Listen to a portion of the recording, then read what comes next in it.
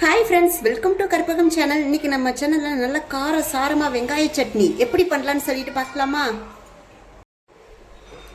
Jar எடுத்துருக்கோங்க. இப்போ நம்ம இதில் 3 பெரிய வெங்காயம் கட் பண்ணி வச்சுருக்கோங்க. நம்ம வெங்காயத்தை இது ஜாரில் போட்டுக்கலாம்.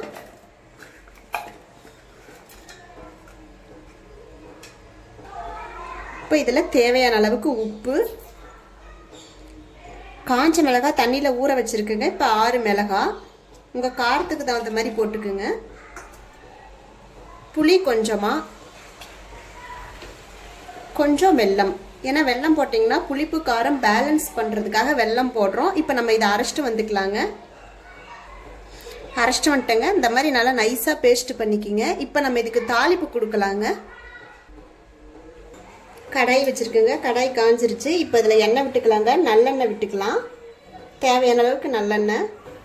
எண்ணெய் காஞ்சிடுச்சுங்க. நம்ம இதில் கடுகு, உளுந்து பருப்பு 1 ஸ்பூன் போட்டுக்குங்க. கடுகு நல்லா பொரிஞ்சிருச்சுங்க. இப்போ நம்ம இதில் 1 கொத்து கருவேப்பிலை, 2 காஞ்ச மிளகாய், கொஞ்சமாக பெருங்காயம். இப்போ நம்ம அரைச்சோம் இல்லையா, அந்த சட்னியை இதில் போட்டுக்கலாங்க. சட்னி நல்லா பச்சை வாசனை போகிற வரைக்கும் நல்லா மிக்ஸ் பண்ணி விடுங்க. பச்சை வாசனை போனதுக்கப்புறம் எண்ணெய் பிரிஞ்சு வருங்க மேலே. அப்போ நம்ம சட்னி தயாருங்க. சட்னி ரெடி ஆயிடுச்சுங்க. பாருங்கள், லைட்டாக எண்ணெய் பிரிஞ்சு வந்திருக்கு. ஆனால் நான் தட்டு போட்டு மூடி வைங்க. தட்டு போட்டு மூடி வைக்கலாம், மேலே தெரிக்கும். அதே மாதிரி சிம்பிளை வச்சுக்குங்க. ஒரு 5 நிமிஷங்க, கரெக்டாக 5 நிமிஷம் நம்ம சட்னி ரெடி ஆகிடும். இப்போ எனக்கு சட்னி ரெடி ஆகிடுச்சுங்க. நான் ஸ்டவ்வை ஆஃப் பண்ணிடுறேன். இந்த மாதிரி ஒருக்கா வெங்காய சட்னி செஞ்சு பாருங்கள். டேஸ்ட்டு சூப்பராக இருக்கும். 2-3 நாளைக்கு கெட்டு போகாதுங்க. ஒரு நாள் ஒன்ஸ் பண்ணி வச்சிட்டிங்க அப்படின்னா 2-3 நாளைக்கு பிரச்சனை இருக்காது.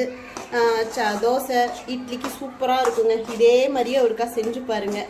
இந்த வீடியோ பிடிச்சிருந்தா லைக் பண்ணுங்கள், ஷேர் பண்ணுங்கள், சப்ஸ்கிரைப் பண்ணுங்கள். இன்னொரு இன்ட்ரெஸ்டிங்கான வீடியோவில் பார்க்கலாம். Okay, thank you.